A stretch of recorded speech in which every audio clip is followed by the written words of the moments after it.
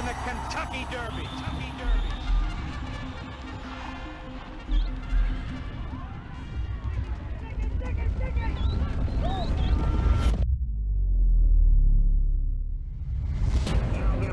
The turn, the leader, War Admiral, 2.5 for 3. Desperate Day is in the center of the racetrack. Seattle Sloop drawing alongside again. War Emblem is still there. War Emblem, he's pulling away. He's got another gear. Yeah, the Swiss Lake come in the Derby. Wheel away takes command. Lionheart is all heart. Smarty Jones is all out. And here is the first undefeated winner of the Kentucky Derby since Seattle's Low of 1970.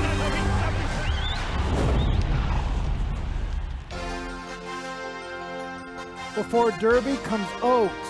Before Oaks comes Thurby.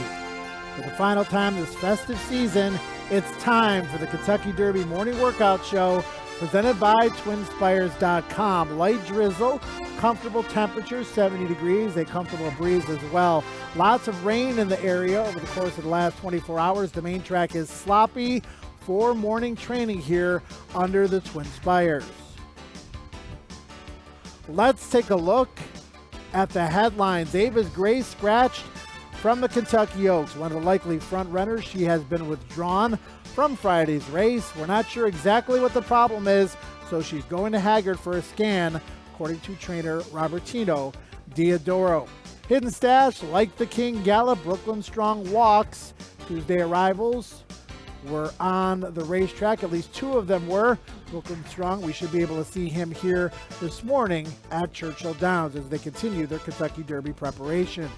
The two-day Oaks Derby double and the Pick Six highlight a fantastic Friday and Saturday wagering menu at Churchill Downs. Can't wait to feast on that.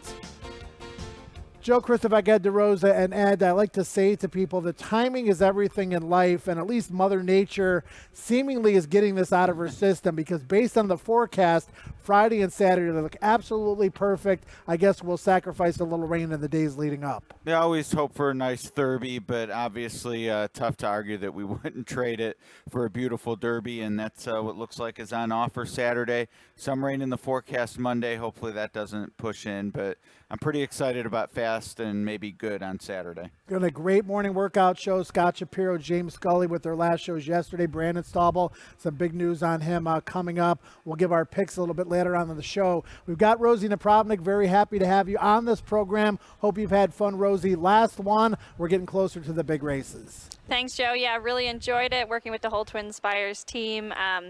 Out here on the track this morning, it is sloppy, but the wind's coming through. We're expecting more rain later. Hopefully we're getting this all out of the way, and there's a good possibility we're going to have good tracks for Oaks and Derby. So, yeah, Rosie, you've ridden here a lot. Obviously, this track dries out like no other. So we're looking forward to obviously, drier conditions moving forward, particularly before first post tomorrow, Friday. And we appreciate all the fans, right? 10:30 tomorrow, 10:30 on Saturday. A lot of fans been watching the show. We've had a lot of contributions via social media, questions, comments, etc. Looking for more of those today. Absolutely. Last day to talk with us live on air, so to speak. But anyone who has spent more than 30 seconds on Twitter knows I love the interaction, love social media. Keep them coming all throughout the meet. We love hearing from you, but especially today, we want to help you out with the workouts. We've had some rain. We've washed some of the track away. We do have sloppy conditions. We've also washed away the points on our Kentucky Derby graphic and replaced them with post positions and morning line odds. And the field is set. We love when that draw happens. We love digging further into the race and trying to figure out the tactics and how it might play out visually. What do you see here on the first page? Well, I definitely think Known Agenda is going to float, getting that rail. I see him as higher than 6-1. Hot Rod Charlie's one of the logicals I'm going to try to beat, so I know you and I are adversaries there. And then Mandaloon's a horse I'm just not going to give the excuse to. Obezos is the long shot I like best on page 1. The outside Known Agenda, I don't think anyone can really complain about their post. Second page, really either highly motivated, should get a good stalking pressing trip from post 17 and the favorite Essential Quality from post 14. No excuses here, I don't think, for either horse. Used to be a gap between 14 and 15, no longer, so Essential Quality in the 14, that's not an issue. Highly motivated, no winner from 17. I see that as purely circumstantial. Rock Your World also with a great post, should be forwardly placed from post position number 15. From the rail, though, It's Known Agenda. Here he is galloping yesterday, Rosie, and 104 for Todd Pletcher. This one has the best resume. What have you seen over the last week or 10 days? Well, I love the way that he's training. It certainly is going to be a challenge for him coming from the number one post, just with his running style. So he'll have to break very, very well to get a position. And he's the type of horse that really, in the Florida Derby, was being urged almost the whole race. So he'll have to hope to get a good break, but I think he's definitely capable if he can get a good position. Known Agenda best resume will be the lowest price of the 4 Todd Pletcher trained horses, but maybe the horse, Rosie, getting the most buzz based on the way he's been training is Dynamic One. Yeah, absolutely. You know, he looked a little immature in his last race in the Wood and got beat, but he looks anything but immature here on the track in this breeze. He's a big, leggy horse, but really focused on his job here out in the morning workout, and it was a strong work. So you know, he's got a little to prove, but he certainly certainly looks the part training. Todd Pletcher with a couple of Kentucky Derby wins on his resume. He's got 4 shots again in this year's race. And it took him a while to get that first window, but no trainer has started more horses than Todd, and he's only going to pad that number moving forward. And expect to pad his resume this year with the Hall of Fame induction. He had a great line at the trainers' dinner, Joe. Said the only thing worse when he was going through that losing streak in the Derby than being 0 for 24 would have been 0 for 23, because that means he didn't get a starter to the race. And what an accomplishment to be here and to win it twice. Unbelievable. Certainly is. 4 starters again in this year's race, led by Known Agenda, who does lead from post position number 1. Leaving from the 15, horse that should be showing speed in this year's Kentucky Derby for John Sadler, Rock Your World, and he did just that in the Santa Anita Derby, Rosie. Yeah, and this horse, I love watching him train. I loved the way, you know, he obviously won commanding in the Santa Anita Derby. His work was fabulous at Santa Anita, and he looks great on the track. I actually did end up steering away from him, though. I know he's going to be involved in the pace, and he's got Super Sandwich outside of him, and I'm just worried he hasn't taken enough pressure going this distance. I'm a little bit worried about his inexperience, but I honestly, I'm waiting for him to prove me wrong because he looks fantastic on the track.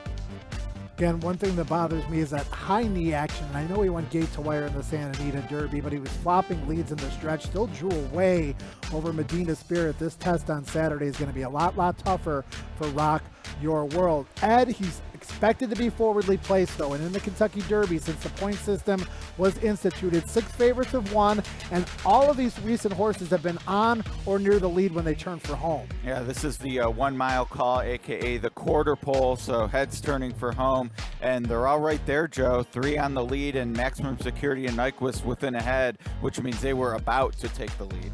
Right, Authentic, first gate to wire winner of the Derby since War Emblem in 2002. As we take a look at the second page of runners here, American Pharaoh was 3rd, or close from a little bit out of it. I'll have another Animal Kingdom, etc. Mind That Bird was 12th at this call, but not for long. Furious rally up the rail by Calvin Burrell, easily in my mind one of the best rides ever, but more importantly, he was on the lead by the 8th pole, and we talk about the quarter pole here, but being right in the mix at the 8th pole essential. I can't think of the last Derby winner that was still flying from the clouds to get there at the wire. Hot Rod Charlie should be forwardly placed or mid-pack under Flavian Pratt, who did win the Kentucky Derby with Country House, who he did put into the race a lot sooner than a lot of people expected. Rosie, here he is galloping. Your impressions. Yeah, and I love the way that this horse is training too. I mean, he's just really moving fluidly. His breeze that took place right before the first race at Santa Anita last week was very, very impressive. Drew away from his workmate and galloped out probably at least a mile. And this horse, you know, he is one that has had the opportunity to run a mile and 3/16. He's had the pressure, he's had the experience. This was actually going to be high up on my list. Bob Baffert has come into the Kentucky Derby with some top contenders in recent years, and he's won more than his share. As you see Bob there with Medina Spirit, they're handing him over to prized assistant trainer Jimmy Barnes. And Medina Spirit, you know, he wasn't supposed to be here based on his sales price, his pedigree, etc., Rosie. Made a nice impression, but he needs to step it up a notch or two in order to give Bob his 7th Kentucky Derby win.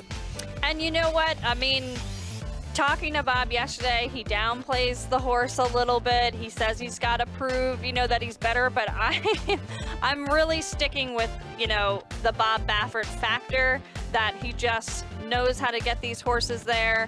And the horse, he looks good training. His workout at Santa Anita was also very, very impressive. And that sort of won me over. So although he did get beat in his last race, I've got this horse. I'm going with the Bob Baffert factor. There you see Medina Spirits. Take a look at Bob's incredible record at the Kentucky Derby. It started in the late 90s with some impressive performances by Silver Charm and Real Quiet. Then War Emblem, who he swooped to buy privately right after he won the Illinois Derby. That one goes gate to wire in 2002. Then had that long drought, but recently he's been dominant. He has, 3 wins in 6 years. Pretty impressive. 2 of those going on to win the Triple Crown. Medina Spirit, though, I would say is more like his first 2 winners. Cheaper buy at the sale, Florida bred like Silver Charm, and Real Quiet didn't cost a bunch either, but he brought him along. Neither won the Santa Anita Derby, but they got the job done in Louisville. One of several trainers who will be saddling a Kentucky Derby runner for the first time is Vicki Oliver, and here is her hidden stash, who's not unfamiliar with the surroundings here at Churchill Downs, but hasn't been on the grounds, arrived from Keeneland on Tuesday and galloping yesterday, Rosie. Yeah, he looks fabulous on the track. It's always, great if you've got a race over the track, but he looks well training. He's got a lot to prove, I think, but I don't argue with what I see here in the way that he's moving really fluidly and looking good on the track. There you see hidden stash for trainer Vicki Oliver. Let's find out what Vicki thinks about her Kentucky Derby chances. He's run on this racetrack, so we weren't concerned about having to come over here and train. He's a good shipper. Wanted to just keep him home as long as we could. It's fantastic. I never thought I'd be here for Saturday in May. Like I said, my father and I always have fillies together. So to be here with a colt is amazing, but it's been quite a journey so far. Hidden stash with a 2-turn victory at Churchill back in late November. Beat a really nice horse and scarred that particular day, as you see the morning activity here at Churchill Downs. And, we handicapped these races literally for 7 months when the point system starts at watching all the preps, doing pedigree analysis, taking a look at the speed figures, et cetera, et cetera. It's time to reveal our picks. We'll do that later on, but very, very interested to see what James and Brandon have to say. Always a smart, both of them. I will say my top 10 for Derby 148 will be available on Sunday, so it's never too early, but obviously I'll focus on this year's Derby and can't wait to see what James had to say. All right, let's find out what James Scully has for his top 5 Kentucky Derby picks. King Fury, number 5. A lot of buzz based on the way he's looked and his Lexington win. Known agenda despite post 1 will be James' 4th choice. He's going to put the favorite Essential Quality in 3rd. Midnight Bourbon, talking to James, he really likes the way he's coming into the race. He thinks he's going to take another step forward. And Hot Rod Charlie, his top pick for this year's Kentucky Derby, could give Doug O'Neill his 3rd Kentucky Derby win. And let's take a look at Brandon's. Brandon Staubel. He has King Fury on top. How about that? Wow. I am not familiar with the last horse to win the Derby off just 1 prep. I imagine it's been a while. Wow. I know the last Lexington winner was Charismatic back in 1999, but we know Brandon, he must have liked what he's seen in the morning. Hot Rod Charlie, I think me and Scott are the only 2 from our panel against him. I know you're on board as well. Our friend Brian likes him. Essential Quality, I think it seems like we all put him underneath. Some respect to the favorite, but at 2-1, I think we all think that might be too short. Rock Your World, as Rosie said, has looked fantastic throughout the week. And then Bezos, I'm with you there, Brandon. I think he's the local hope. Would love to see them bring the Roses back to Oldham County. All right, Brandon Staubel, not here, and there's a reason why. And we welcomed a new baby Staubel into the world. William is the first name, but they've already nicknamed him after about 8 hours of existence. William Mac Staubel. Congratulations to Brandon and Corey. Brandon, wasn't able to make the last week of workout shows, but he's going to be ready and willing to sink his teeth into the Oaks and Derby with a new one in the family. I think we're all a little bit envious that he gets to spend Derby Day at home. I mean, obviously, we want to be here, but the opportunity to be at home with a new little one, a lot of love there. And when you already have a nickname 8 hours into life, you're already on your way. Yeah, exactly. We again congratulate Brandon, Corey, the entire Stauble family, and welcome William into the world. Again, social media questions, please send them via all of the available outlets. Here's a good one. Is Vicky Oliver the first female trainer to run a horse in the Kentucky Derby, Ed? She's not. She would be the first to win the Kentucky Derby in any classic race for that matter. But we have had some female trainers. Akiko Goddard with K1 King. Kristen Mulhall began with an I, finished third. She finished third. Okay. Kent DeSormo up. And Right. then back in 2000, the deputy, Janine Sahadi. Right. So those are the recent ones. Hopefully I'm not missing any, but would not be the first in it, would be the first to win it. Yeah, these are the times where you need James Scully on the He show. would, 'Cause or Kevin, I'm sure, knows him off the Kevin top of his head Kirstein, as right. well. You see them sealing the racetrack here. Some more rain is expected in the area during the course of the morning. We're going to take a short break on the Kentucky Derby morning workout show. Todd Pletcher has got lots of horses in this year's Derby, leaving no stone unturned. The 147th Kentucky Derby is almost here, and Twin Spires players can take advantage of our Kentucky Derby money-back offer all week long. Place a win bet on any Churchill Downs race during Derby week, including Saturday's Run for the Roses, and if your horse finishes second or third, you'll get your money back. Plus, if you are looking for help to find a winner or two, check out our expert picks available on the app for every race. Twin Spires, bet dedicated.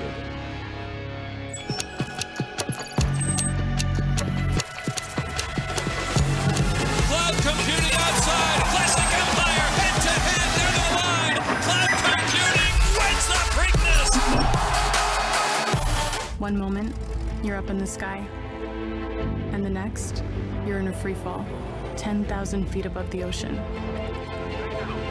You have 30 seconds between you and the water's surface. And it's these 30 seconds that define who you are. Because how we face the fall is what separates the pioneer spirit from the rest. This is your legacy.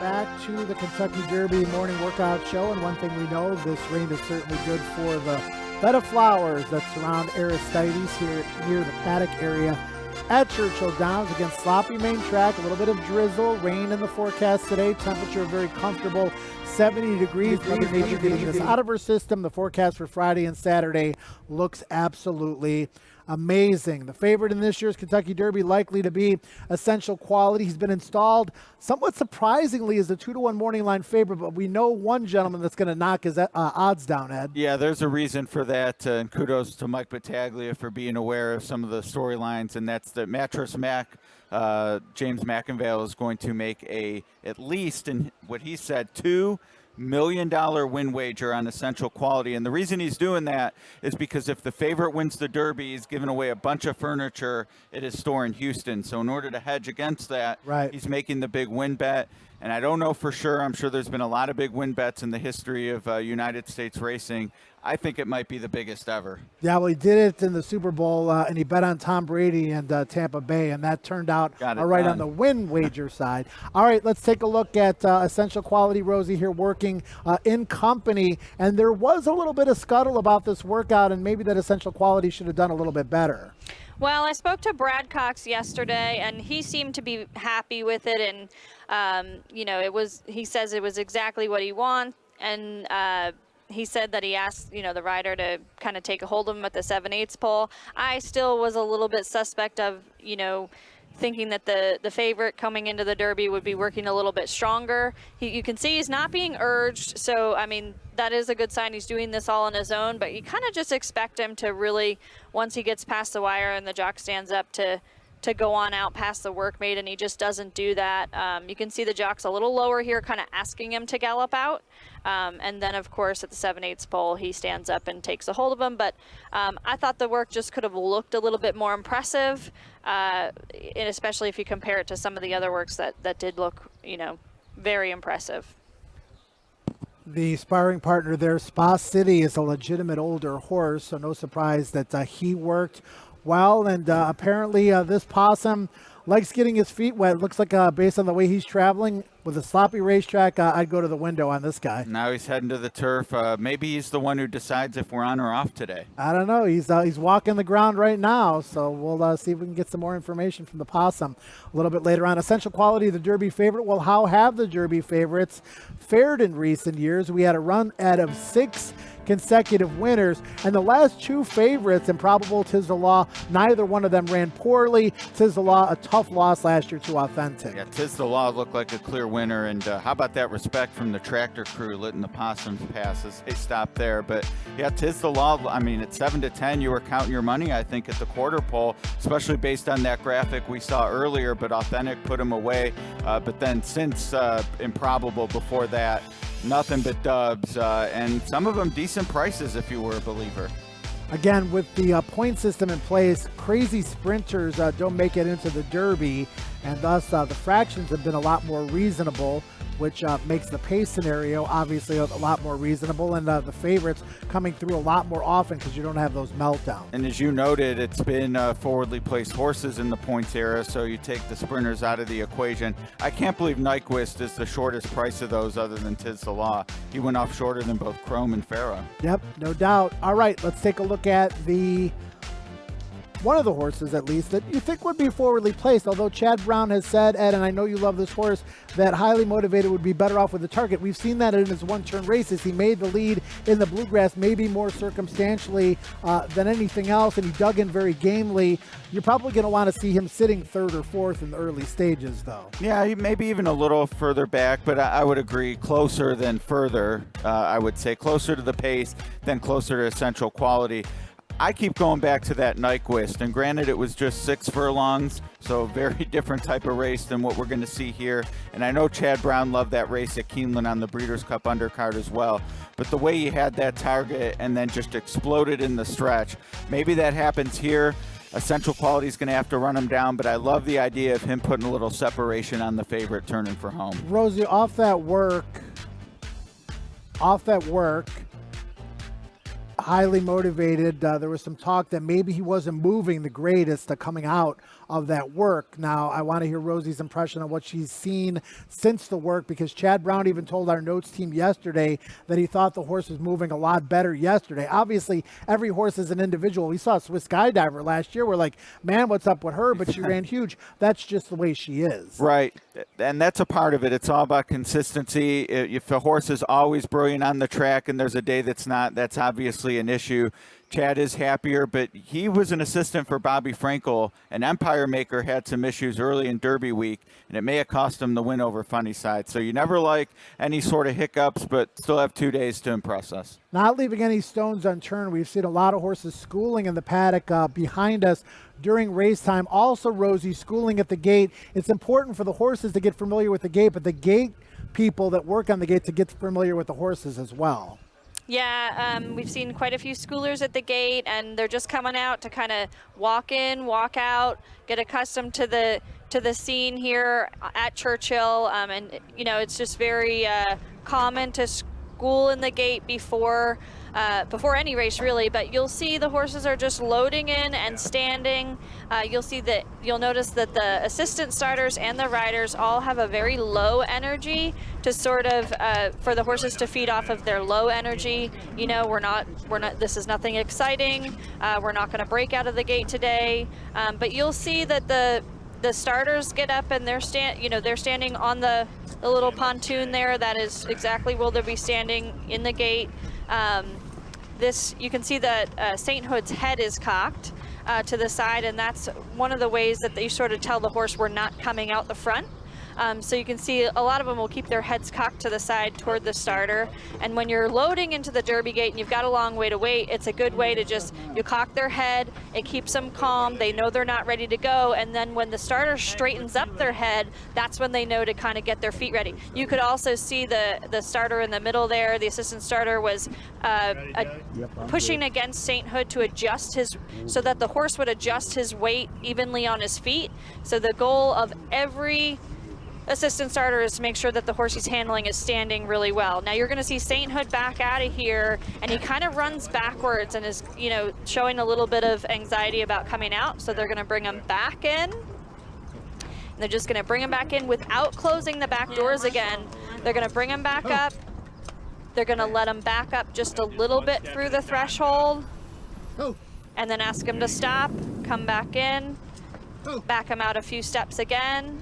And this is just sort of, in the training process of, hey, we're not going to run back out of here. So that's just one way of sort of easing the anxiety. But a lot of these horses schooling at the gate, leading up, getting ready for that long load. They'd load 2 horses at a time so that it goes as quickly as possible. And obviously, some of the horses are going to have a long wait in there, so they want them all to be very relaxed. Thanks, Rosie. Really good stuff there. And again, the preparations that these horses go through from the time they're younger to the time they're yearlings to 2-year-olds, et cetera, to get to this point. There's a lot that goes into it. We just saw a big part of it right there. A lot goes into it, not only once you're here at the Derby, but as you well know, just to get to the racetrack and be in the gate and then win a race and then win a stakes, et cetera, et cetera.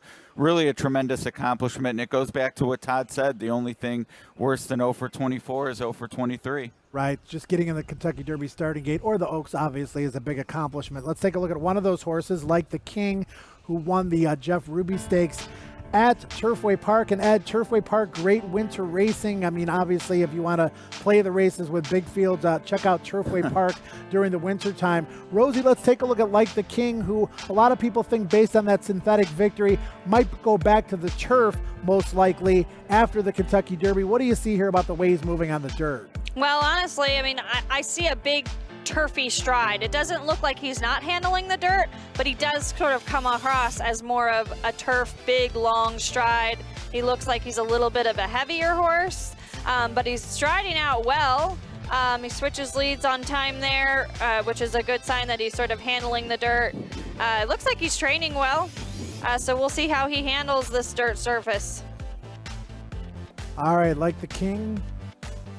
First appearance on the Churchill Downs main track yesterday after arriving on Tuesday. Let's take a look at the field for the Kentucky Oaks. Again, the defection of Ava's Grace, and that could really, really help the chances of Travel Calm at what looks to be a semi-paceless race. One of Brisnet's handicapping partners is Optics, and they do some pace projections with their plot. And they haven't scratched Ava's Grace out yet, but when you look at it, it clearly opens the race up on the front end for Travel Column.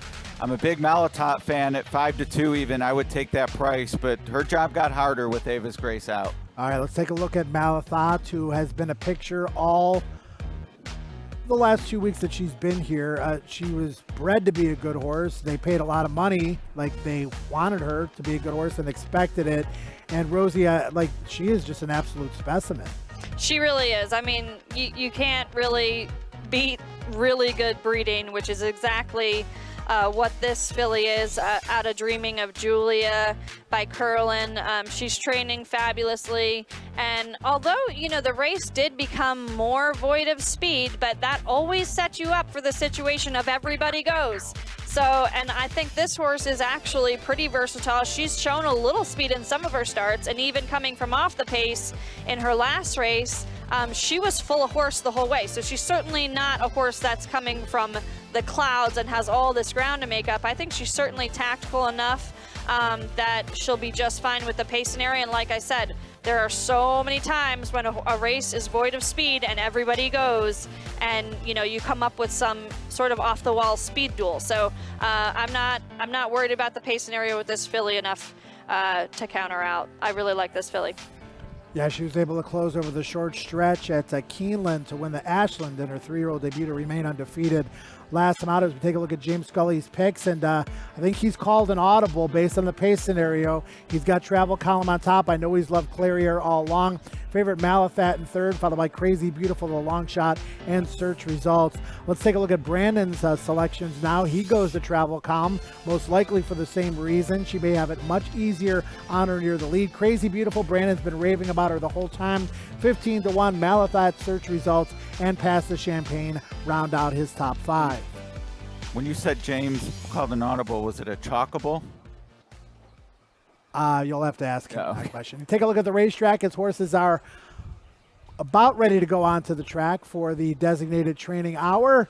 We'll be right back on the Kentucky Derby Morning Work Show with all kinds of action. Be right back. The 147th Kentucky Derby is almost here, and Twin Spires players can take advantage of our Kentucky Derby money-back offer all week long. Place a win bet on any Churchill Downs race during Derby week, including Saturday's Run for the Roses, and if your horse finishes second or third, you'll get your money back. Plus, if you are looking for help to find a winner or two, check out our expert picks available on the app for every race. Twin Spires, bet dedicated.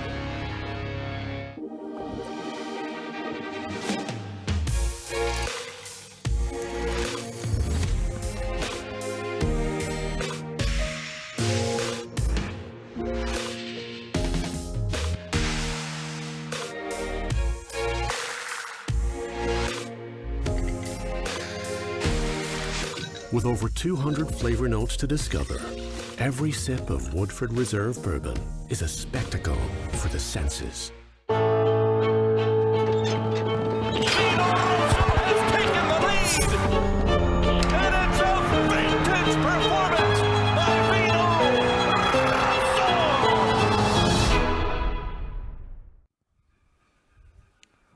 We are back on the Kentucky Derby Morning Workout Show, and you see Kevin Kirstein there from our media department getting all the information that he can, not only for us, but for his wagering dollar.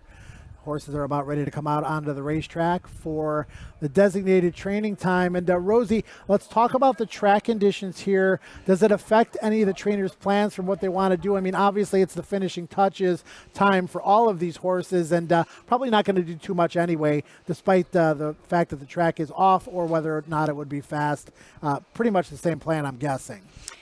Yeah, I mean, you'll see every trainer's different. Some trainers will change their plan according to the track when it's sealed. Some really do not at all. I would expect to see on a normal track, I would expect to see just about everybody galloping today. But, you know, there may be some trainers who decide to just jog because the track is not fast. But everyone's kind of different. Some trainers prefer not to work on a sealed track. I know Steve Asmussen works on a sealed track. I loved working horses on a sealed track. They seem to get over it really easily. Then if you have a horse that has, you know, sensitive feet, it could sting their feet because it's just a little bit harder. So it's really, you know, it's according to the horse and according to the trainer and, you know, what their typical regiment's going to be. Horses coming on the track. Keep those social media questions coming. The queue is full. Loretta on Facebook asks, who is bred for the distance? I did my breeding list a couple of days ago. As far as the Derby goes, I've got Mandaloon, Rock Your World, Essential Quality, Midnight Bourbon, Known Agenda, King Fury, Dynamic One is my top 7. As far as the Oaks goes, Tremendous, 9 furlong pedigree here. Clarier, Travel Column, Malathat, Milfoy, Pauline's Pearl, Will Secret, and Search Results in that order. Let's see if we can take another social media question quickly here. Rosie, this one's for you. Want an explanation of Bourbonic and how he could close from last into such a slow pace in the Wood Memorial. How does that happen? They went 50 seconds to the half. They also finished very slowly. Yeah, so, I mean, they weren't running home in particularly quick fashion, but, I mean, that's a case of when you have a horse that's that far back, they really, you know, conserve their energy the whole race, and when they start picking up horses around the turn, like Bourbonic did, it kind of grows their confidence and gives them the opportunity to really chase down the rest of the leaders down the lane.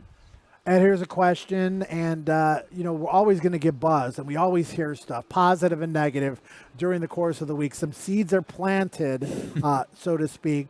We have a question from Bill on Facebook. How have some of the good morning workouts in the past played out as far as good results for the Derby? Talk about some of the buzz horses going in that came through. I would say Hard Spun way back in 2007, blistering 4 or 5 furlong work for Larry Jones. He ended up runner-up to the winner. Rachel Alexandra was unquestionably the work of 2009. She won the Oaks by almost 20. Animal Kingdom, I know, was a horse people were very excited about. And then since then, though, I would say it was the very logicals. I think American Pharaoh still in the running for best work of the decade. Right, and Orb and I'll Have Another had a lot of buzz going into the race as well. Orb actually bet down, I do believe, because of it. I'll Have Another still went off at odds of 15-1. We know one horse that's going to get bet down, and that's Essential Quality. Rosie, what are your impressions of him on the track this morning? Well, I mean, he comes out pretty composed every day. So he's a straightforward horse, and he looks like he's doing his job this morning, just as he has every morning. We've got Hot Rod Charlie coming on. I see Rock Your World is coming on the gap. I'm over here at the Lucas Gap. Hot Rod Charlie is one of my favorites. He's actually going to be my top pick. Love this horse, the way he's training. But, you know, all these horses are super classy. That's why they're here. And it's really just a pleasure to watch them come on the track and see how everybody looks. Rosie, talk a little bit about the mental development of horses. We've got some questions in the queue that ask specifically about that and the development. Obviously, you know, experience in racing, but some horses have a good mind and some horses have a lot of talent, but might not have the mind, might not have the heart, obviously, in order to be, you know, a multiple stakes winner or even win the Kentucky Derby. And these horses are going to face a lot of people in the crowd on Saturday, more than they've ever faced by far. That mental aspect is a big part of it. You know, it's just like any animal, any human. Some horses are just born with that demeanor that allows them to sort of stay composed no matter what they're going through. And that's, you know, we talked a little bit about class yesterday, and of course that's, you know, the class can be bred into them, but also, you know, you can have a horse that doesn't have the most exceptional breeding, and they've just, you know, they just have this demeanor that allows them to sort of be low stress, and handle the situations. But as they progress, you know, in their careers and they've seen different things, I think there's a lot of horses in this field that are sort of have a little bit to prove, and, you know, aren't the top picks, but like could have an absolute breakout race as they mature. I mean, what we're seeing on the paper and the form is where they were in their last start, and so many horses, especially in this, you know, group of the cream of the crop, will improve from last race to this race and could have an absolute breakout race. And, you know, we see someone flying down the lane who we didn't expect. So I mean, it's definitely a possibility. They've got Essential Quality schooling at the gate right now. So yeah, tell us what you see. I saw that the rider was carrying a whip when he came onto the track, and that's probably just because he's going in the gate. Not necessarily that he's going to need it. Sometimes they'll just, you know, give him a little tap to go in. He looks like he is kind of just a little unsettled now. Nothing, no big deal. I mean, that's kind of, he's got his blinkers on. And they're just, you can see, if you look down at their legs, you can see how they can adjust themselves, and he looks like he's leaning back. So his weight is on the back doors of the gate. And the starter's just sort of, you know, working with his head to try to get him to stand up. There he's backing out. And they might, I'm not sure if they're going to bring him back in. He does just look a little bit unsettled back there. I mean, he's not misbehaving badly or anything like that. He probably is just getting in the game. He's got his blinkers on, and he is probably thinking that things are gonna get amped up in the next couple of days. I'm guessing, Rosie, that might be Mandaloun next to him, and it is Mandaloun. He's standing, you know, really, really well in the gate. Yeah. So it looks like they are gonna bring Essential Quality back in. Sometimes if you just reset them, they'll stand a little bit more settled, but Mandaloun seems to be standing very well, very quiet, and Essential Quality looks a lot more settled now. One of the things, you know, that you really don't want them doing in the start of the race is leaning against the gates. A lot of times if you see a horse that completely misses the break, what they do is they step back against the gate right as it opens, and then you completely miss it. So, but he's standing up on his feet now, so they kind of just took him out, reset him. He looks much more settled now. So I don't think much to worry about. Essential quality to the inside of Mandaloon here, but will be 5 posts to the outside of his stablemate in the actual Derby gate. Yeah, he's in the 14 hole, so he'll be in there for quite a while, really, because with the double load, he'll be 4th to load. Is it a good sign, Rosie, to see Mandaloon just kind of handling everything, you know, so professionally? This is interesting. They just took the horse's blinkers off before backing him out. What would the reason for that be? That's not something that you see often, so I'm not quite sure. Maybe he's going to sign it and it's going to be on eBay. Yeah, put a hoof print on it. Yeah, that's not something that you see very often, but maybe they were thinking that the blinkers were just making him a little bit unsettled. But it looks like they're probably going to let him go on now. Oh, okay, so they were just taking the blinkers off because he's not going to gallop with the blinkers. Ah, there you go. All yeah, right. and they sometimes they'll do that because the assistant starter is just up by his head, and it's easy access to the blinkers, as opposed to when he comes out, if he were to get excited about going on a train, it'd be harder to get the blinkers off, so that's exactly what they did. They just slipped him off while he was still in there so that he doesn't gallop with the blinkers. Good luck there at Essential Quality, your likely favorites, barring something unforeseen for the Kentucky Derby, as you see the horses continuing to train over the off track here this morning. Medina Spirit for trainer Bob Baffert. He's opening up a little bit, really slow, controlled gallop for Medina Spirit this morning, Rosie. Yeah, and you might see that with a lot of them on the sealed track. But also, you know, you're 2 days before the Derby, so they're not asking him to do a whole lot. This horse looks good on the track. He's actually galloping right on the rail.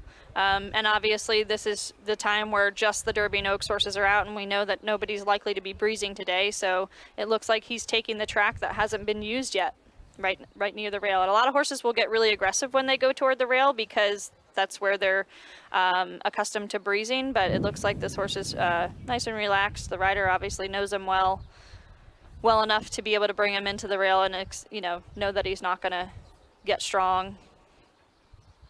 Let's take a look at Mandaloon, who's looking to bounce back from his disastrous Louisiana Derby as the favorite. But if we see the horse that we saw in the Risen Star when he had blinkers on for the first time, I mean, Rosie, I just love the way this horse is training. It's controlled energy. If you are on the Mandaloon bandwagon or think he can bounce back, your opinion of him certainly should be heightened by the way he's doing right now. Yeah, everything I've seen this horse do in the morning has been impressive. He's really, he's galloping pretty strong now. I'm trying to see if the rider has oh, okay, so this rider's also carrying a whip probably because he went to the gate. But the horse is galloping really strong. You can see he's got his head tucked, his nose is almost all the way back to his chest. So he's just having a nice strong gallop, and he looks like a horse where if you let him just go a tick faster than you'd like, he'll relax. And some horses are like that. I mean, if you really just try to hold them, they're going to fight you the whole way, and they end up using more energy and being harder on themselves. So if you let them just out a tick where they're at a more comfortable pace, they're going to have a more relaxed gallop where they're not putting too much into it. So this horse is just trained really well all week, had a great breeze, and he looks like, he's going to be fresh. I know we've all got a little bit of question about his last race. I'd like to ask you a question about that, Rosie. Have you ever been on a really good horse in a big situation and they threw in an absolute clunker and you had no excuse, the trainer had no excuse, and then they bounced back with a huge, more typical performance in the next start? Can you recall any situations like that in your career? You're putting me on the spot. I'm the worst person I know. on the spot, and I'm like, of course, every horse I've ever ridden in my career is going blank right now. So, but there certainly are situations where you have a horse that you're really expecting a lot out of, and it's just, you didn't have a big excuse. I'm not sure why the horse didn't pick up the bridle where he normally does on the turn. And, it definitely, doesn't mean that they're not as good as they were the race before. So, I mean, it certainly can happen for sure. Now, when Brad Cox regrouped after the Louisiana Derby, talked to him at great length on many different occasions. And, trainers will say, we need to draw a line through that race. and he's trained phenomenally well. I know you're not a big fan necessarily of him going into this race, but obviously based on the way he ran in the Risen Star, you couldn't be absolutely shocked if he ran well. Oh, absolutely not. And we already seen him run well enough in the Risen Star. And I really appreciate your perspective because you did not give up on Serengeti Empress after an absolutely dreadful Final Oaks prep. She came back and got the job done. And then we saw War of Will, who was bad in the Louisiana Derby, bounce back. Right, he ran well in the Derby, was bothered, and then won the Preakness. So Mandaloon, by no means am I giving up on his talent. I just think at the price, bridge too far here. Essential Quality has been called lazy by some people, Rosie, and he looks to have good energy in this gallop, though. I don't really think he's a lazy horse. He's just a horse that doesn't do more than he really has to do. But he's, he's not. Isn't that the definition of lazy? Well, maybe it is, but what I'm saying is the jock's not having to ask him to gallop. He's doing just exactly as much as he has to do, I guess you should say. So, it's nice to have a horse that's straightforward like that and doesn't overdo it because they're not using more energy than they need. Yeah, that makes a lot of sense, and he's never lost. So obviously, and again, I am putting you on the spot again. Have you had horses in your career, Rosie, that don't show a lot in the mornings, but when they race in the afternoons, those competitive juices get flowing? I mean, we've talked about that a little bit with Essential Quality. He's never lost a horse race. Oh, yeah, absolutely. And, forget about my career because I am on the spot again. But the most recent one that I'm thinking of is the horse that my husband, Joe Sharp, trained for the Derby was Gervin, and I was breezing the horse. And actually, speaking of Gervin, is the half-brother to Midnight Bourbon, who we're watching on the screen now. But that horse was a horse where, we were always kind of worried about the perception of how he was working because he was, he was a horse that was never going to win a race by a whole lot. And all of his wins, he won the Haskell by a nose. He was never did more than what he had to do, but he was right there when you needed him. So there's definitely very accomplished horses that train that way where they just don't do more than they need to do. He was a horse that in every work you had to ask him to work, and he would just be nose and nose with the horse. His works honestly probably looked just like Essential Qualities leading up to the Derby. But this is a horse, Midnight Bourbon, is a half-brother to Gervin, who I loved, went on to win the Haskell, got a little bit of trouble in the Derby, but I get this sneaky suspicion that Steve Asmussen really likes this horse, Midnight Bourbon. He's kind of said a few things where, he's like, I think if he gets out of the gate well, he's got a really good shot, and, he's a good gate horse. So I actually really like this horse in my picks. And he's been training exceptionally well. His breeze was very good. They decided to breeze him on Monday, which is a little bit closer, but they had him just going like he went a minute and two and off the rail. So he's been training really well. You see Miraz there, and I do have a social media question about Miraz from Jason on Facebook. Ed, your thoughts on her, and then get some thoughts from Rosie on what she sees on the track. I was pretty bullish on her over the winter and just didn't seem like she took the steps forward I was expecting.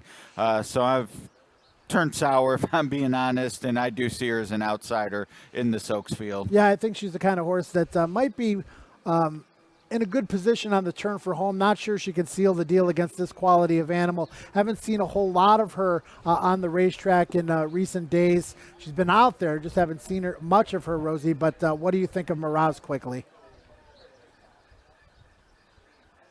Rosie, any impressions of Miraz? Oh, sorry, I didn't. She looks like she's training fine. They obviously didn't do much with her. She looks like she might inherit some of the speed in the race. She's not super aggressive in her training, but I think as Ava's Grace came out, she may be part of the pace, at least in the beginning. But we'll have to see if she's going to be able to stick with the class of this field. It's a really competitive field. Hot Rod Charlie, versatile performer, gate to wire in the Louisiana Derby, but off the pace in the Breeders' Cup Juvenile, in which he ran second at a monster price. And Rosie, you've been impressed with his training. This is him just moments ago. Yeah, I really love this horse. He's galloping really nicely this morning, getting over this track just fine. His work was super impressive, working before the races at Santa Anita. And I love that he's been contested in his races. He's run a mile and 3/16, which is the longest distance of any of the prep races, and only a few of them in here have run that distance. So he's one of those horses. He kind of checks every one of my boxes.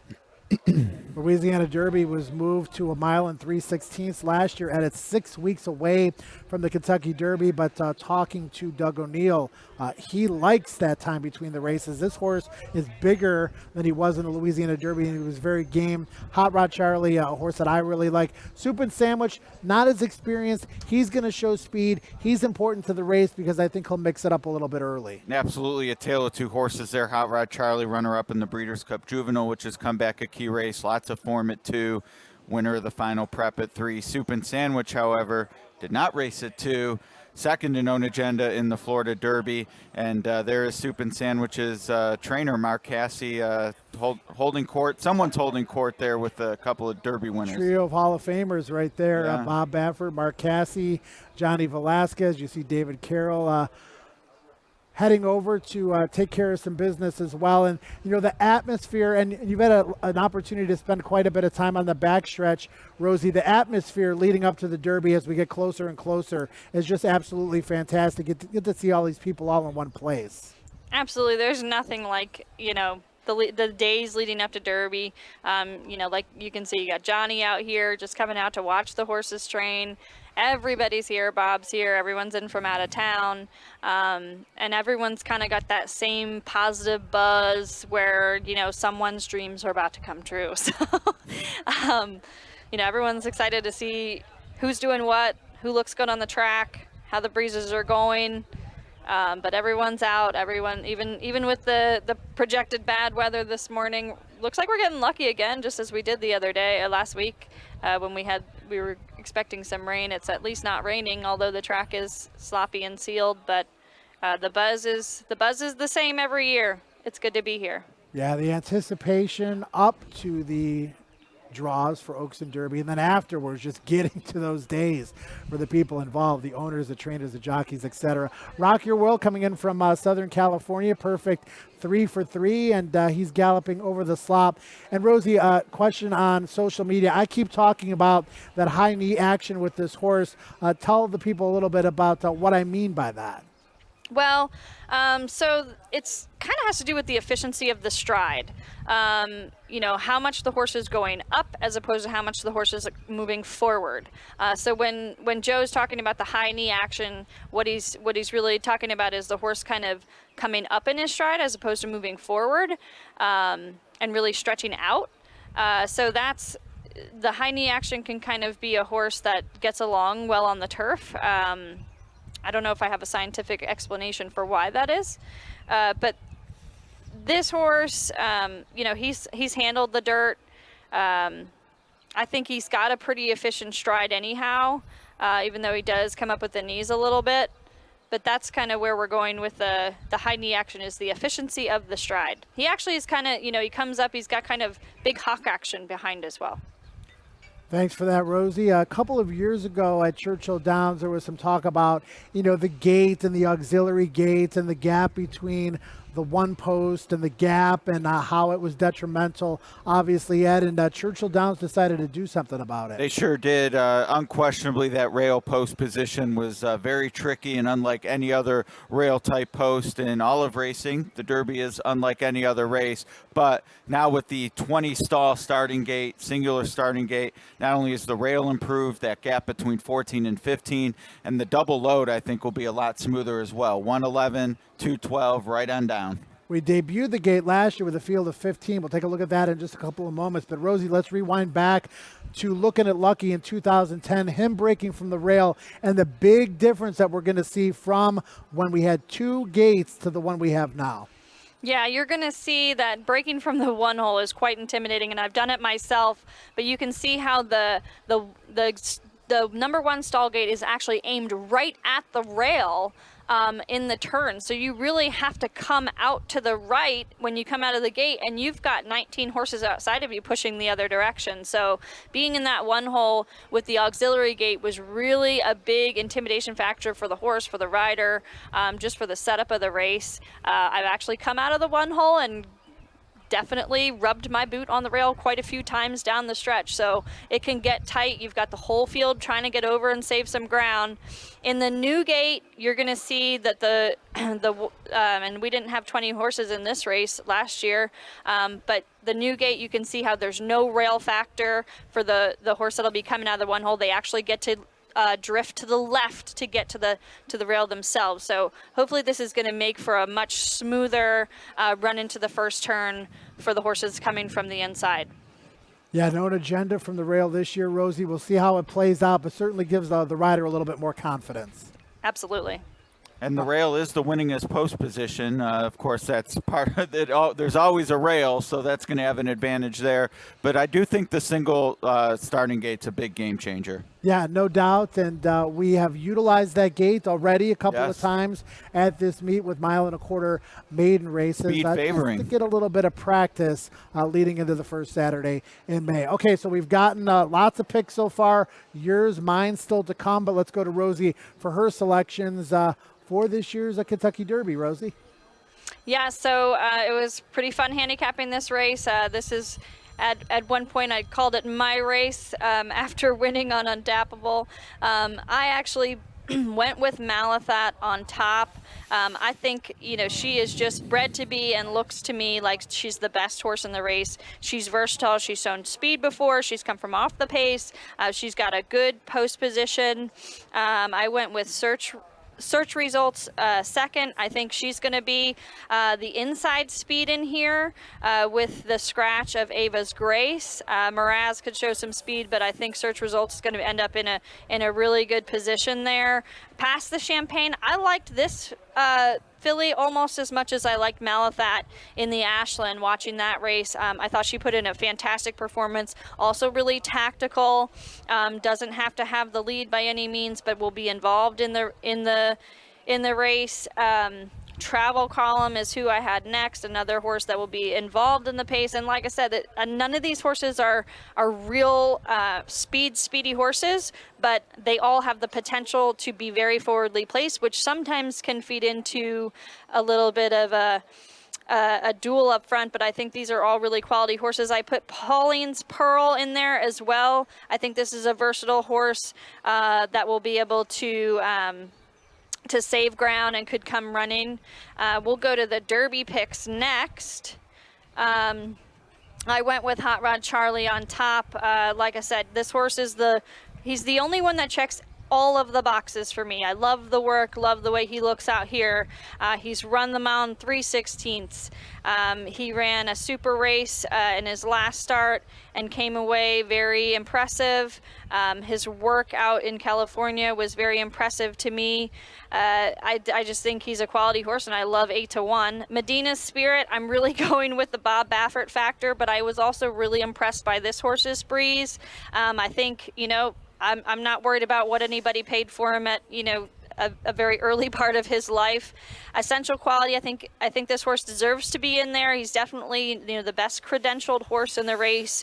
He's straightforward. I think he's going to put in a very good effort. He honestly, when the blinkers went on today, he certainly looks sharp. So I think he's got a great post position coming from the outside and will be able to establish a really good position, kind of forwardly placed. Midnight Bourbon is another one that I really liked. I think Steve likes this horse. It's just a feeling that I've got from Steve with talking to him. Also is going to have, if he gets out of the gate well, he'll be forwardly placed, and is just a big, good-looking, good training horse this week leading up. I did throw King Fury in there. Just love the way that this horse looked on the track. He's lightly raced, but he certainly came back to form after a long break over the winter in the Lexington, and I'm going to give him a shot coming from off the pace. All right, thanks, Rosie. And King Fury getting peppered on a lot of people's top 5 list, as you see Bob Baffert and Johnny Velasquez talking Derby strategy maybe with Medina Spirit. Ed, you're on deck, and it's time to step up to the plate. And I'm hoping to knock it out of the park. Maybe not a big price-wise, but I am extremely bullish on my top pick in the Kentucky Oaks and planning just to bet on her nose if she's 5-2 or better.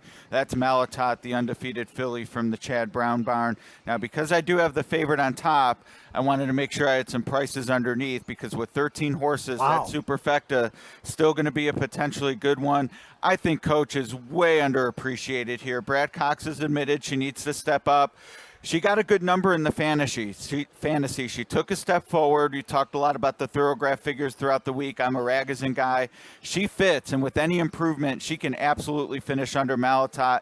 I want her on the board at 50-1. Pauline's Pearl, very overlooked out of the fantasy. Crazy Beautiful, another prep winner. All the chatter about Malatot search results in the Louisiana fillies, I think they're going to be underappreciated. And then Competitive Speed also has a Ragozin that is competitive enough. Even if she just sticks around for fourth at 50-1, you can make some hay. But Malatot is absolutely the top pick.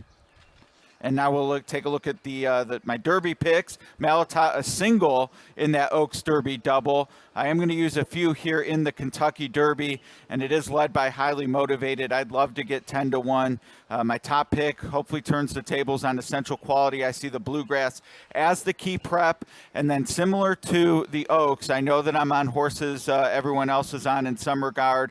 I'm using the Bluegrass horses, and then I'd love to see Obezos, Keep Me in Mind, and or Midnight Bourbon close out that Superfecta underneath my top pick. I think all are going to be offering value. Midnight Bourbon looking to stick around. Obezos and Keep Me in Mind looking to run them down. Anybody who's watched the show knows that I've been very bullish on Clariere all along.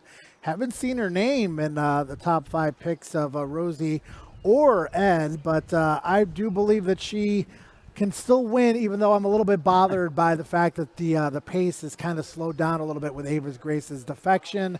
I'm going to stick with her, though, Ed. At this point, I couldn't blame you. And do you really want to be like, how'd I get off her at 6-1? Yeah, exactly. That's what happened to me in 2012 with Olive and Other. I absconded to Hanson, and I still regret it. All right, let's take a look at my top 5 Oaks picks, and we're going to start with Clariere. She has been the picture of class in my estimation. I think she'll love the 9 furlong distance here at Churchill Downs as she looks to return the tables on Travel Column, who I have picked third. Travel Column should benefit from a soft pace up front, just like she did in the Fairgrounds Oaks last out when she won with plenty in reserve, holding off Clariere. But I'm hoping maybe a few of the others will go in this bigger field. Malathot, tough to go against her. She's done nothing wrong. I think she's only going to get better from here. The female division with some of the older horses and these new shooters coming in looks very, very promising the rest of the year. Past the Champagne, 15-1. Search results us she's 3-1 in the morning line. Co-second choice. She's my 5th pick, but my distant 5th pick behind the top 4. Let's take a look at the Kentucky Derby selections now. And man, did I wrestle with this one for quite some time. Rosie talked about the mind. We talked about the experience. We talked about the heart. And again, I agree with Rosie. Hot Rod Charlie checks all the boxes for me, including a trainer that has won the race twice. He's bigger. He's stronger than he was when he won the Louisiana Derby 6 weeks ago. That spells trouble for the rest of this field. Mandaloon's training like a beast, the beast that I do believe that he is. I think I can draw a line through the Louisiana Derby. King Fury was really happy and surprised to see Brandon putting him on top. Brandon's been watching all these workouts in recent weeks, and he's got a great eye. I love what I've seen. I love the prospects for him moving forward for Kenny McPeak off the Lexington win. Central Quality, tough to poke any holes, but again, at that short price, I'm going to pick him 4th. And then Obezos, he's going to be running from the back of the pack. Again, he needs to get the right trip under Marcelino Pedrosa, but I do believe he will be finishing very quickly. Derby date wagers, this is a menu like no other, a 2-day menu, which I think is great because if you're alive in some of these wagers from Friday into Saturday, it really builds that anticipation. The 20-cent Derby City 6, we go into it with a carryover pool of already $15,000 today. That's going to be a mandatory payoff on Saturday, and it lets everybody get involved at that 20-cent increment. Yeah, it's a very approachable increment, as you said, and just 15% takeout. The mandatory payout adds a little lagniappe as well, assuming we get there with a carryover, Thurby and Oaks still to get through. But love the Derby City 6. And don't forget about that Derby Oaks Daily Double. Oaks first, of course. Also on the Oaks Day card, a 2-day wager. Oaks Derby Pick 6. 2 races, including the Oaks, on Friday. 4 races, including the Derby, on Saturday. This is a $2 minimum. This is more for the whales. But even if you have good opinions with a smaller ticket, you can swing for the fences as well. If you get the 2 races on Oaks Day going into Derby, man, you're going to be feeling pretty good. It's a good feeling, and if Coach shocks the world in the Oaks and you're still alive, you're really loving life going into the Derby. It's all grade 1s. Capped with the Derby, but you got Gamine in there, so maybe some might say, I can single, go a little deeper in other races. Really compelling. Mandatory payout, 15% takeout, and $2 minimum wager, the traditional pick 6. And if you feel a little intimidated and you feel like you might need a little help, we are here to help you. Last-minute betting advice at Churchill Downs for Derby Week. Twin Spires expert picks previews located on the betting page of both the app and the website. You'll be able to hear the man to my left, Ed DeRosa, his thoughts and selections for every race. And to my right is Blaze Bowman, and he gets to see my videos first, and I know he's always chomping at the bit to know who I picked. There you go. You've released some of your picks, much more to release over the course of the next couple of days. It's Derby today, Oaks Day tomorrow, Kentucky Derby Day on Saturday, 10:30, first post. And Ed, live racing today. This is the final work show, man. We made it. I mean, we got to thank everybody involved in the show. Going to get your final thoughts, then go to Rosie, and then I'll wrap things up. It's been a fantastic week and a half. Can't believe it's over already. Waking up a labor of love. Of course, the horsemen know it all too well every day, but being able to share this with them and the viewers at home, truly one of the things that makes Derby Week really special, and hopefully it all ends up in cashing some big tickets. No doubt. We want to thank Rosie and Napravnik for her contributions as well. And Rosie, great to have you on the show. I'm sure you feel really tied on to the Oaks and Derby this year. Yeah, absolutely. It's been great to be out here and watching the horses train. I know I've gotten a lot of great feedback about things that I don't really consider a big insight, but yet, something that you can kind of only know if you've experienced it. So very happy to be able to share that with everybody, and thankful for the Twin Spires team for having me on, and I've really just enjoyed my time out here on the backside. Everybody that's contributed to the show, there's so much that goes on behind the scenes. I want to thank Michael Canali, Keith Wetzler, of course, their entire team, all the cameramen that are getting up at the before the crack of dawn in the middle of the night to get here to shoot these horses, the graphics department, et cetera, et cetera. There's so much that goes into a production like this, and a lot of dedication. A lot of dedication, a lot of fun. We had a little jug band going before we came on air, and that's what it's all about, camaraderie, and that's what the racetrack is about, and part of what makes this sport so special. And Andrew for keeping us in line on the set, making sure that we're prepared and ready to go each and every morning. Rain, shine, frozen temperatures we had as well. Yeah, we talk about getting here early. They're the ones meeting us when we get here. So it's a great experience, and love being a part of it. All right, man. Derby later. That's going to wrap it up for the Kentucky Derby morning workout show, not only for today, but for this season. But the good stuff is coming up. Derby today, Oaks tomorrow, Kentucky Derby 147 on Saturday. Thanks, everybody, and enjoy your Kentucky Derby the rest of your week.